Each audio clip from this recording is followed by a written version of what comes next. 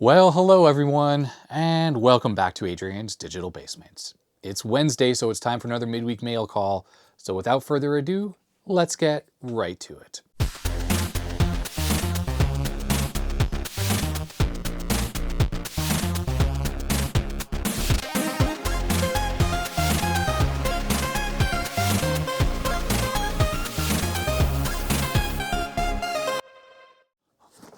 All right, we have a package here. It comes from Michael in Denver, Colorado. This is not a knife, that's the pen. This is the box cutter tool. All right, let's see, what do we have here? Got some PC parts. I'm gonna move this box over here so I can more easily unload it. Wow, it took me a second. I thought this was a PC motherboard. It's actually an Apple IIgs motherboard. So that's kind of cool, spare IIgs motherboard. Looks to be in good shape. It's got a couple bodges on the bottom here, but I assume those were by design from Apple, and the battery's been cut out, so that's not gonna have leaked. I just had dinner, so I'm giving myself a shot. Of course, it's not really a shot anymore. It used to be with a syringe, but now I'm actually using a pump. So the pump delivers the insulin through a little hose, as opposed to through a needle. I have to imagine that this is one of the earlier revision motherboards. I know there was a later one that came out that had more memory on board. This one seems to have 256K built in. So that's 128K and another 128K. So I think this is one of the earlier ones. The later motherboard, didn't it have a megabyte built in? Something like that? All right, let's keep going here. Looks like we have the Apple RAM expansion for the 2GS. This was pretty much included with every Apple IIgs, and it gave it an extra 256K of RAM, expandable up to 1 megabyte on this card, and it plugs in right here into this slot.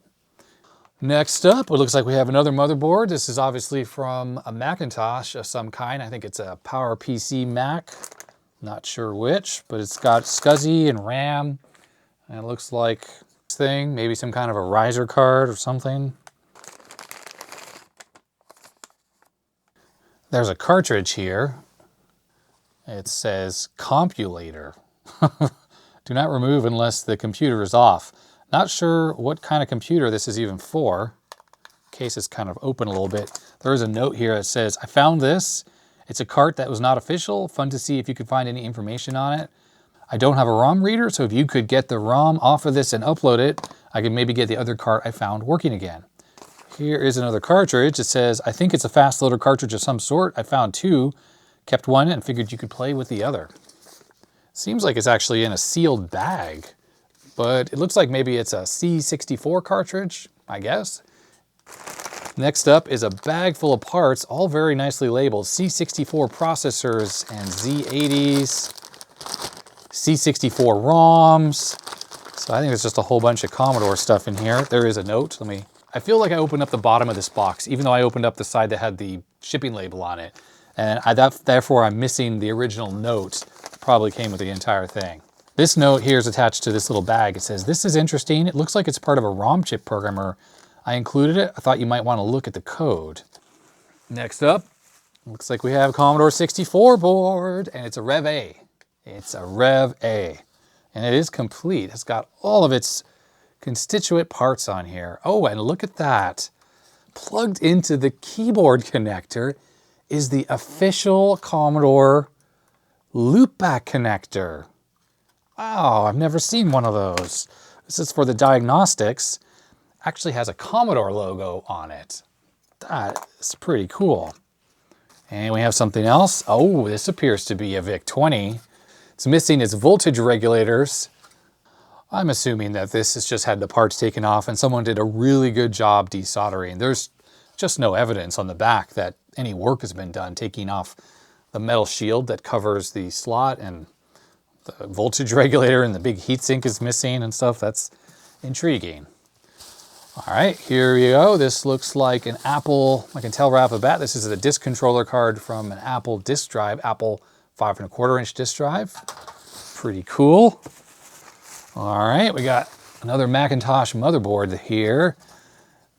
This certainly looks like, oh, a very leaked motherboard. I'd say that this is either a Mac 2 CI, or maybe a Mac 2 CX, something along that time period. Oh, and just like I thought, the note is on the bottom of the box, so I did open it up backwards. What are these here? Boxes are just packing material. That's kind of cool, actually. Looks like there's a sticker here. Looks like one of the Teenage Mutant Ninja Turtles. I can only remember Donatello as one of the names. No idea if this is Donatello. And another one that says, just packing material. That's awesome. Okay, so let's check out the note after I went through this thing backwards. Adrian, thank you very much for producing your show. I always look forward to Wednesday and Saturday. I get a lot of enjoyment out watching you and other YouTubers work on older equipment. You're like a kid in a candy store when you open boxes. It does feel like that sometimes, especially when there's so much cool stuff like you've gone ahead and sent me right here. I'm sending you some old motherboards that I hope you can use, either to salvage ICs from or maybe get up and running again. Keep up the fun, Mike. He does say underneath some notes. He stuck a few notes on parts just to let you know why I included them. The C64 board was working the last time I tried it about a year ago. There's also a strange keyboard adapter on it. I have no idea what it's for, but maybe you or your followers will know. Well, I've already uncovered, yeah, this is the official Commodore loopback adapter for the Diagnostic Test harness. So that's really quite cool. Doesn't do anything else but help diagnose problems. The 1989 Apple board, which is this one here, had all of its surface mount caps removed. I don't know, maybe whoever wanted to try to keep them from exploding. I have no idea the values that go back on it, so if you want to try to get it working again. All in all, I figured you'd be able to salvage ICs from it. Well, with a good cleaning, there's a good chance that this board will come back to life unless some of this damage has gotten to it. The Apple IIgs board looks like it's in really good condition. When I picked it up, I was going to get it up and running, but I have never found a case and power supply for it. So that's cool, that's on the bottom there. And then he goes on to say, all of the 64 ICs I found in a box, I had them all in, I bought it and tested them all, and they all worked as far as I could tell. I will never in my life repair that many C64s, so I keep enough to make sure my forged 64s never break down and sent the rest to you. Hopefully you can get a few more machines back on the road. Thank you very much. That is incredibly awesome of you. These chips are getting harder and harder to find. So thank you, Mike, for sending all this stuff in. Let's go take a look at this stuff on the bench. There's a lot of stuff to take a look at from Mike. Simply a lot of stuff. Okay, why don't we just start at the top here? So we have a VIC-20 board, and it's weirdly missing the voltage regulator. This is the first generation VIC-20. Also missing the little sideboard that goes on here, but otherwise appears to have all of the ICs. So I'm wondering if a good way to power this up is to just hook up the bench power supply right to the 5-volt rail where the voltage regulator would be. Yeah, I think that might be the way. I mean, there's definitely some rework that's gone on here, but this is weirdly perfectly clean in this area here. Whoa, yeah, well, I didn't even mention that the shield thing that went over the cartridge slot's gone as well. So yeah, I don't really know what happened to this thing. Looks in good shape otherwise. Okay, let me move this stuff so we'll power up this VIC-20 board. So on these early VIC-20s, AC voltage comes in, goes through a bridge rectifier, which I assume is what this is. It says then goes through large capacitor and then into a big voltage regulator. It has a giant heatsink on it, and that produces the 5 volts. So of these 2 pins right here, I have my multimeter on continuity mode. One of these is going to be the 5 volts going to all of the ICs. And just poking around on the board, this pin here, it goes to what is the 5-volt rail on all the different ICs here. So I'll just mark that. So 5 volt right there. I'm just going to clip onto pins on the cartridge slot here. It's just easy. This one right here is the 5-volt pin. And this one here goes to the ground. And these leads go up to my bench power supply, which is set for 5 volts at 1 amp right now. We'll just plug in this cable here so we can take a look at the video. And let's see what happens when we turn on the power supply. Got a black screen. Oh, you know what? 4 volts. It's drawing more than 1 amp. I'll give this machine 5 volts at 2 amp. Let's see what happens now. All right, 1.1 amps is what it's drawing. And we're still just getting a black screen.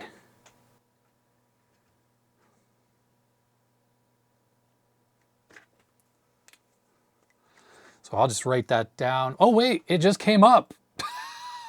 I was basically had given up on this thing. And then there it is. I was about to write black screen. So you'll see the picture looks really dim. That's normal. That's because the output that goes through the DIN connector, it's actually tuned for the RF modulator and not a monitor. So to fix this, I'm just going to turn off the power. So I'm just going to pop the cover off right here. Under here is the video chip, and there's a couple potentiometers right there. And that will allow us to adjust the video signal. Turn this back on. There it is. I don't know why it takes so long to start up, but I can turn these here to adjust the video signal so it looks correct. It's the one on the left. Ideally, you'd want to be adjusting this through an oscilloscope, but it does seem to be working. Look at that. On the bench supply, it's drawing about 1.11 amps at 5.01 volts. So this thing, it's working. There's one thing to consider if you're running this off of 5 volts like I am, the cassette drive won't work. It uses the AC power that comes in from this input here. And the later VIC-20s use a Commodore 64 input for the same reason. The 5 volts from the 64 power supply, they run the electronics, but the cassette drive, the motor, runs off of the 9 volts AC. So at this point, the machine will work totally normally. If I plug in a data set, that's not gonna work. So this thing works. So I'm just gonna write works. And I mean, I don't know what else there is to say about it. Unfortunately, it's not completely a usable machine. Although, to be honest, I could just rewire the input. So it takes a regular 5 volt DC input, uses the power switch still. Power switch doesn't do anything at this time. And the cassette drive won't work. And actually, it's funny, if you do that, you'll get a very cool running VIC-20, because this entire computer right now is using, what, about 5 or 6 watts. When you have the big voltage regulator, lots and lots of current draw on this thing.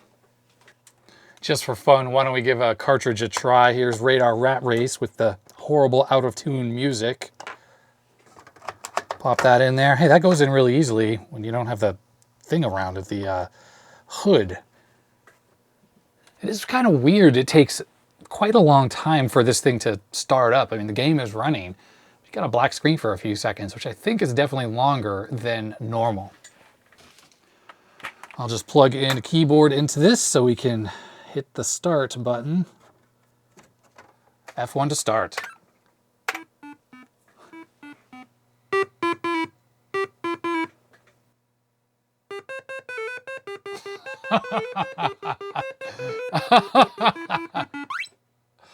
Yeah, okay, enough of that. This VIC-20, it works. Why don't we continue with the Commodore theme? Here's a 64 board, and this board, well, obviously this is a Rev A board, also in really good shape. It's missing the plate on the side here. Otherwise, this thing is complete. It has a little bit of rework going on here. There's a RAM chip that's been replaced. I'm not totally sure if this wire is standard. The character ROM has been replaced or is in a socket. It might have been like that from the factory and someone wrote OK on it.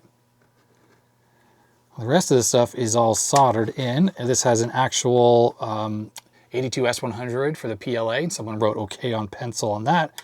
There is a SID. It says OK. CPU's in a socket, and the VIC-2 says OK on it as well, and that's an R8. That is not the original VIC-2 chip for this particular machine. So clearly someone has worked on this at some point. Power switch is working.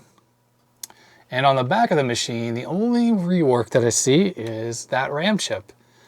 The rest actually looks pretty much factory. I'm going to say that no one has done anything else to this board. But I'm going to assume the fact that someone wrote okay on this, on some of these chips, means that there is a fault on this board and it won't just work. Oh, I was just noticing as well, and you might have seen it when I held the board up, that these 3 RAM chips are different than these 4.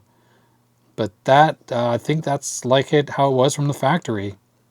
These 300 nanosecond, these are all 300 nanosecond. I think that's just the way this board was built.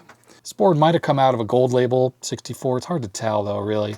The chips are sort of 33rd week of 1982, 36, 1982. Thereabouts. This chip's 84, that chip's 84, but they were obviously swapped out. Anyhow, let's get some power onto this thing. And let's see what happens. All right, here we go. Let's see if we have power. Oh, okay. It actually works. It just works. It actually works. Now, it looks dark, and that, again, is a problem on this board. There's actually a bad value resistor on here. Commodore built them this way. I've talked about this on previous videos about this revision. To fix this, I have to piggyback a different resistor over in this area right here. There's like an emitter follower thing going on. The gain is set wrong. The schematics are right, but Commodore built a lot of machines in this early rev of the motherboard with the wrong part there. And the result is a very saturated picture, but it's dark. So I can't use my Easy Flash on this thing. And that's because you have to add like a, I don't know, a couple components or something to make that work properly. So I'm going to try the Kung Fu Flash here. Let's see if that works on this. Oh, that came right up. So let's plug the keyboard in so I can manipulate the menu. I know with the camera angle it's not going to be easy to see, but there's the my Adrian's Tools 8-bit dance party. Let's see if this has sound.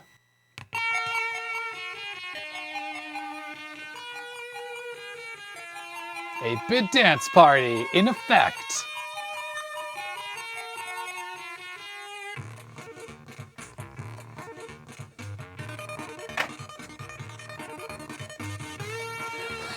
All right, so it does appear to be working fine.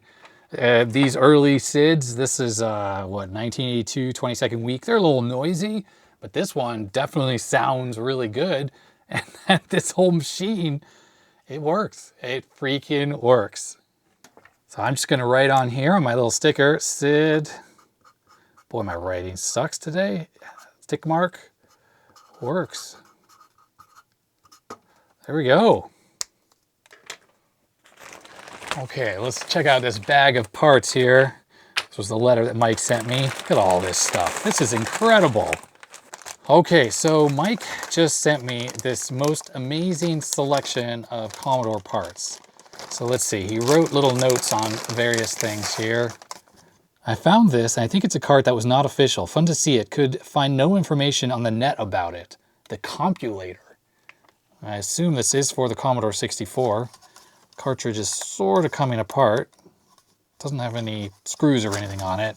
I don't have a ROM reader, so if you could save the ROM and upload it, I could get the other card I found working again. I think he found 2 of these. The case opens by pulling the 2 halves straight apart. Be gentle as there are 4 plastic prongs holding it together. Let's see here. Okay, I got the Compulator up. Oh, look at that. It's just a regular old EPROM in there. All right, well, let's give this thing a test, see if this works. Break out the ZIF 64. I mean, I think this is a 64 cartridge. We'll find out very shortly. Yep, that goes right in. All right, here we go. All right, Compulator, there it is. Customer processing system. What the heck? So it says customer processing system, name, ticket number, phone number, date received, article described or description, suggested rep, requested rep, date complete, total amount, insert data disk and hit spacebar, add new information. It's like a kind of a database system, maybe for fixing stuff or whatever, who knows? Very interesting. I'll put this EPROM into the TL866 and I will read the contents out. It looks like an Intel 2764, so 8K EPROM. And the little PCB here doesn't have any markings on it, so we can't get any ideas of what this might be. Other than what's on the label here. Denver, Colorado. Electronic Time Corp. Interesting. Okay, so let's see the rest of the stuff here. Loads of ROM chips. He said he tested them, so I'm not going to test these. I'll just put them in my spare parts bin. These are 6526s, and this is incredible. There are a lot in here. It looks like maybe at least 10 or 12. That's fantastic. I'm running low on those. When I fix 64s on the channel, I think, people always ask what I do with them. Most of the time, actually, I don't have enough parts to make all of them actually work. I put parts in them to get them working, but then I take those chips back out again. And that's just because these chips are rare. I don't have that many. And therefore, I validate the motherboard's work, but I can give them away to local people and tell them that it works. They just need to put some working chips on it.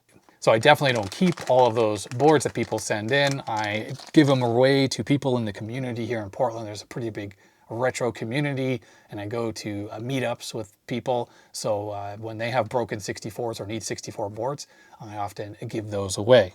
So here is a bag full of 64 PLAs. I was just curious to see if any of these, there's 3 in here. I'm curious if any of these are actual 82S100s. So here's an actual 82S100 right here. So this is a very reliable chip. That's going to work. The other one here is a MOS chip. Probably won't work. We have a SID chip. We have several 1541 chips. I wouldn't be surprised if these are predominantly 6522s. Oh, no, they're not actually. It's just a whole bunch of random stuff. And another CIA chip. Okay, yeah, cool. 1541 repair parts. And then we have a bag here that says processors and Z80s. So let's see what we got in here. I'll just dump the bag out. Oh, the foam is degrading a lot. So we have a 6510 for a 64, another one. Here's a 6502, 2 6502s, and another 6502. Oh, and here are the Z80s he talked about. So that's 3 Z80s right there. And another C6510 for a Commodore 64. 6510 for a 64, another 6502, and another 6510, and another 6510. That is amazing. I think I might only have like 1 or 2 6510s left in my spare parts bin. So having some extras here is excellent. I need to come up with a better way of keeping track of parts I have in stock. Oh, this was the keyboard adapter that was on that motherboard. I'd say this is the original diagnostic loopback connector. Yeah, this is the actual Commodore one.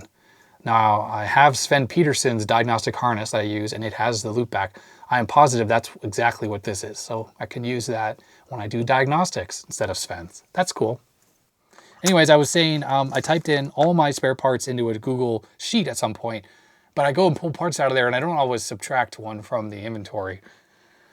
And because I don't keep up with it, that means it's probably all out of sync now. Not to mention there's a good amount of chips and stuff here. I should probably go and do a new count.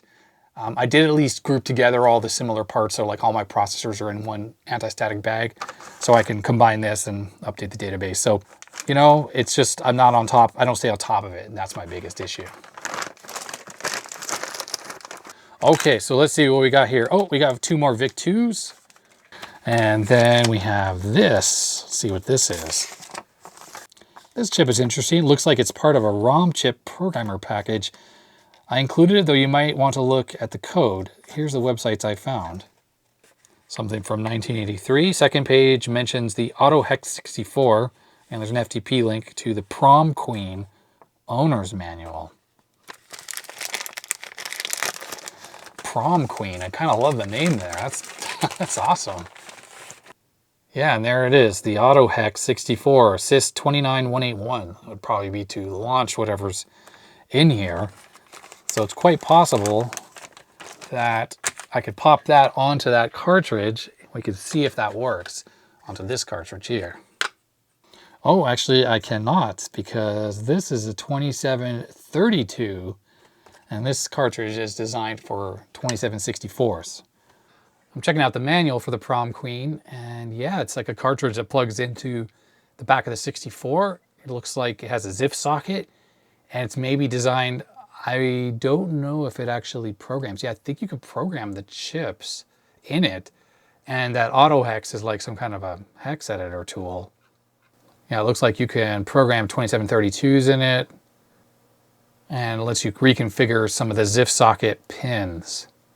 2732s, 2716s, 2764s, 2758s, a whole slew of things are supported. You can program 2532s and 2564s as well, along with 2516s. Those use 25 volt programming voltages.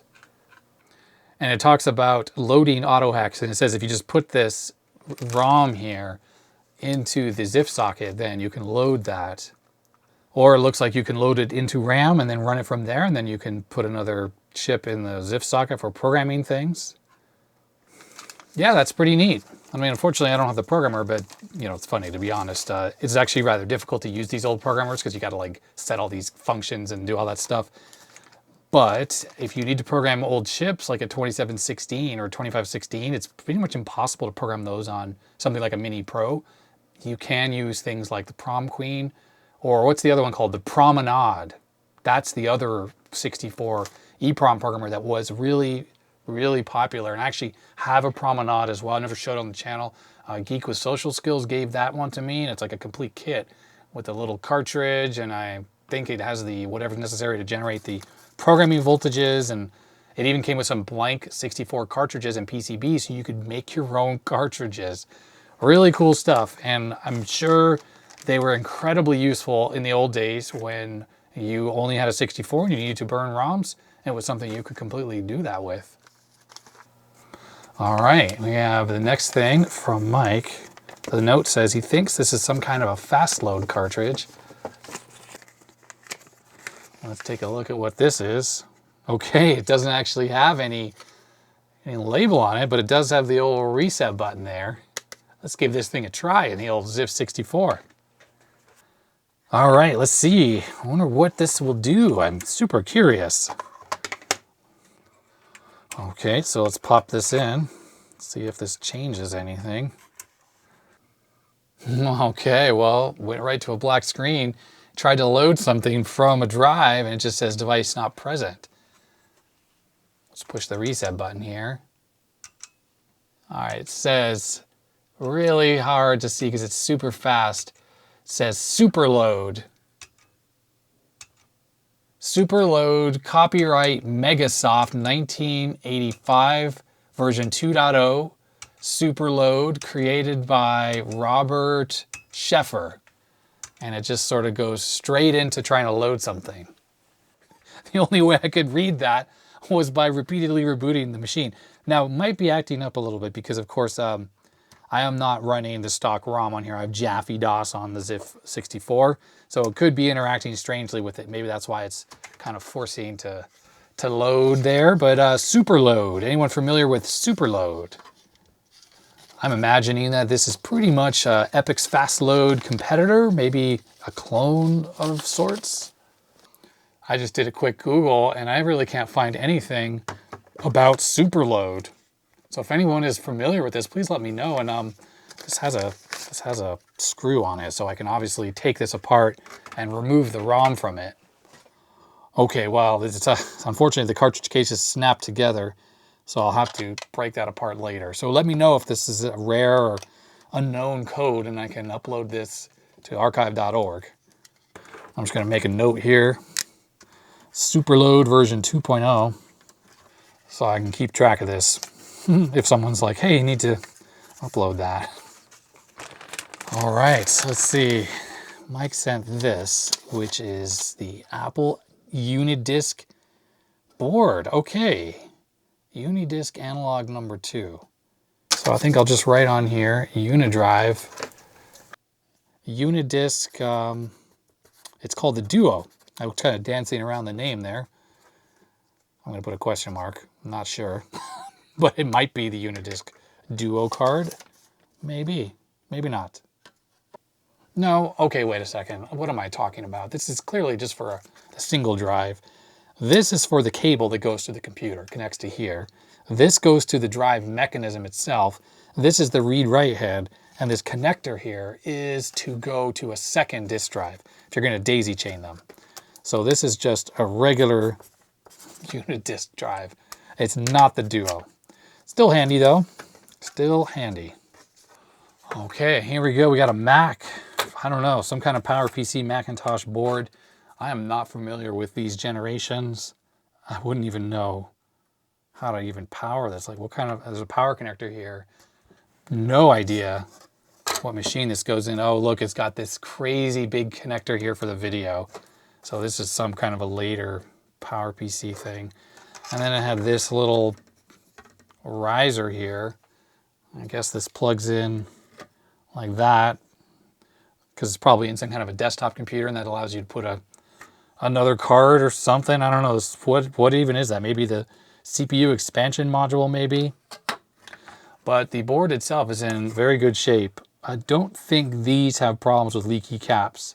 I mean, it's got caps on it. There are SMD electrolytics, but they have not leaked. None of them have. This thing all looks in good shape. I think generally, at least at this point in time, from a leakage perspective, the caps are good and they don't leak. But that's not to say they won't leak in 10 more years, because this board is probably from 1995. But that's actually only a couple years newer than the Mac Classic color that I worked on. That thing was, leaky beyond belief, plus the battery had destroyed it. So really, it seems like whichever manufacturer they were using, maybe the caps are a bit better. I don't know. People who have more experience with that can probably comment about that in the comment section. All right, and then this board here is from a Macintosh 2CI. I am 99.99% sure of that. And yep. So this here is the RAM, obviously for the expansion, SCSI, floppy, 3 NuBus connectors. We have a 25 megahertz 68030, and it's the full one with the math coprocessor, and the 6888882, which is the memory management unit. Some Mac 2CI boards have tantalums all over, and others have surface mount electrolytics, which is exactly what this has. And he mentioned in his letter, someone had taken these off. Board is relatively filthy. I mean, look at this mess right here. Just, ugh. This is the power on circuit, and very often the leaky caps damage and destroy things over here. Oh, in fact, speaking of destroyed things, this capacitor right here, it's been ripped off there. One of the pin's legs is still there. This whole board needs a lot of TLC. So that'll probably be for a future video, maybe a second channel video where I'll clean this thing and try to recap it, see if it actually works. I have, luckily, a Mac 2CI that completely works at this point, so that's kind of cool. So maybe one day if it does die, actually, you know what, now that I think about it, the 2CI I have this chip here, which is the video DAC, generates the video output. It went bad. Luckily, I had a parts board that had major damage on it. That chip was still okay, so I swapped the chip around and I fixed the video. I didn't make a video about that, but that got the video on my 2CI working again. Anyhow, yeah, cool. Thanks, Mike. Just so I'm not storing that 2CI motherboard in a bag with all that corrosion on it, I actually threw it in the sink under soapy water, and I'll just give it a scrub down and a dry before I store it. So I'll work on it in the future at some point, but I just didn't want to have that corrosion just slowly eating away at the board. All right, and I saved the 2GS motherboard for last. I'm gonna have to go grab my 2GS from upstairs because it's got the power supply. I will need to do any kind of testing for this. But we have a 2GS motherboard, and this right here is the RAM expansion card from Apple for this machine. So this allows up to 1 megabyte. And when you look at the 2GS motherboard, this has fast RAM here, 128K of fast RAM, 128K of standard RAM, which I guess is what the Apple II uses. And there's also 64K of sound RAM, which is for the Ensoniq sound chip that this thing has on it, synthesizer. Looking closely at this board, it seems to be in decent shape. Definitely see some scratches on the tops of these caps here. It means it was stacked with a bunch of other motherboards or whatever on top of it. But I am not seeing any kind of damage of any kind. 65C816 processor, 6502 hybrid 16-bit thingy. Keyboard glue, keyboard microcontroller. This has ADB on it. You see these pin headers right here. That is for when you use this motherboard in an Apple IIe. Actually can connect directly to the Apple IIe keyboard. And right here is a pin header. When you have the connector there, you can use an Apple IIe power supply as well. And there's even a numeric keypad connector right there, which I don't remember which Apple IIe uses that, but that's also for the Apple IIe. And if you've ever wondered on the 2GS why the RAM card like this has this angled slot, this card goes into the motherboard right there like that. That is because this motherboard, like I said, when it's installed in an Apple IIe case, the Apple IIe case is like this, and there's actually not clearance. So this is a clearance issue for when it's in a 2E case. Apple sold an upgrade for your 2E to be able to use this motherboard in the 2E. And I guess, I don't know how it works exactly, but the back part of the 2E, which doesn't normally have any ports like this, would have to have some kind of replacement part to allow you to use it in that case. I just went upstairs and I grabbed my 2GS power supply out of that machine. So why don't we give this thing a bench test with the power supply here. This goes here like that, right onto there. Oops. This ferrite bead here was in the way. There we go. And we'll connect the composite connector here to the retro tank. It always makes me really chuckle with the 2GS because there's a fan connector right there on the motherboard. And look at the side of the power supply. Clearly that's where a fan goes. So it's like Apple had designed this thing for some kind of fan activity. I don't really know where it would go, but there's a connector in there. And what was it? Steve Jobs was like, no fan. No fan, I can't have a fan. That's, well, was he even with the company at the time? I don't even know if he was with Apple at the time, but I think it was that Mac Cube has provisions for a fan, but Steve Jobs was like, nope, no fan. So apparently there's a lot of like overheating issues with that machine, I heard from engineers at Apple, and they said it really helps to put a fan in the bottom of that thing just to slowly circulate air out the top of the case. Anyhow, okay, power supply. Let me plug in a cable, power cable. I mean, knowing the 2GS, it's a pretty reliable computer. I'm totally anticipating this thing is actually going to work fine. Okay, here we go. I don't have a speaker hooked up, but let's power it up. Got a power LED. Yep, there we go. Check startup device. It came up. Now, the fact that it's not color, totally normal. The composite output for non-Apple II graphics is monochrome. I'll just grab a random ADB keyboard that I have sitting here, and we'll connect this up. Okay, let's turn this on again with the keyboard connected. I should grab a disk drive as well. Yep, trying to boot up and it's not working, but that's normal. Control Open Apple Escape. Here we go, control panel. All right, I wanted a RAM disk here. Now the RAM card I just stuck in only has 256K on here, so that gives this machine a total of 512-ish.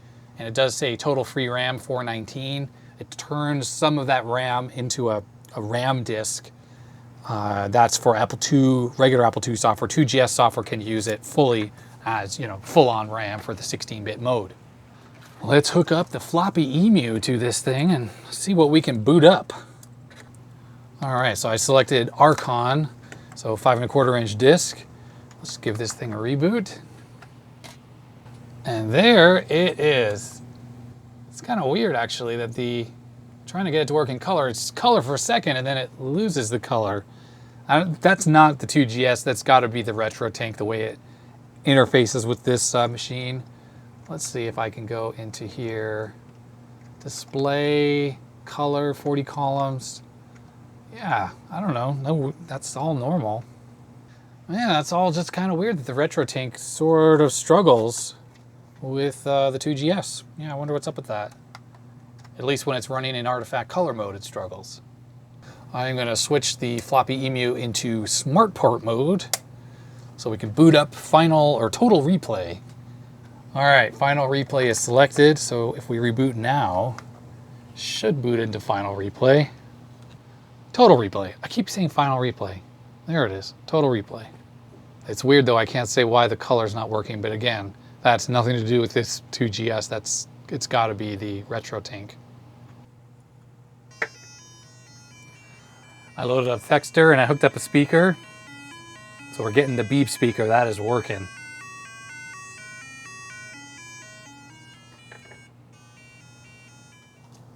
I tested the color output on this. It worked perfectly on the monitor here, so definitely a RetroTink issue. But this thing is having problems running Apple IIgs software. Apple II software seems to work fine. Now, there is a diagnostic, and you can access it by holding down Open Apple, Close Apple, and Control while you turn it on. And that will run an inbuilt diagnostic. It's taking a second for the monitor to wake up, but there it is. It's running some tests, and this will error out.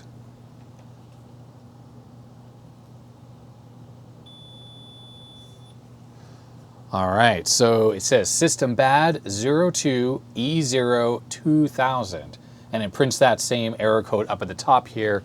I think in case your video RAM is bad, might help you see it better.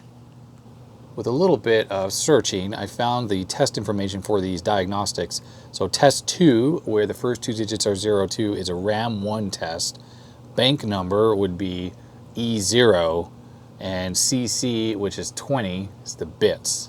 So I assume that means that some of this fast RAM is bad, and now I just have to figure out where bank E0 is, so I know which one of these chips I need to replace. Just searching around a little more. This post from, I don't know, ages ago says, the slow emulation memory is located in bank E0E1, while the fast memory starts from bank 00 and 01. So these banks it's talking about are the 65C816. It banks out the memory to allow you to access, I think, up to 8 megabytes, or is it 16 megs, the address space on this processor. I'm in the machine language monitor here, and I guess this is bank E0 right here. And I don't know, you can definitely look in there, I guess. I'll have to play around in here.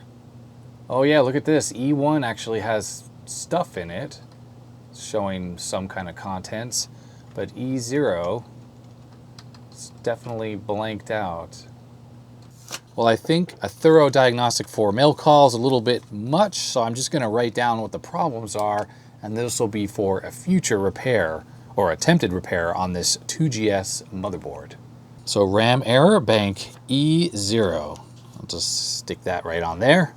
Well, that's going to be it for this video. I wanted to thank Mike again for sending in all this cool stuff to mail call, and incidentally, I gave the Mac 2CI motherboard a wash.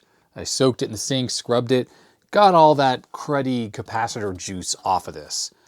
And it's in decent shape. There's still quite a bit of damage up here in the power on circuit, but most likely this motherboard can be made to work. If you're interested in any of the ROMs I showed off on this video, like the Compulator cartridge, or what is it, the Superload as well, I'm going to try to crack that open, and I'll put links in the description below to archive.org so you can download those.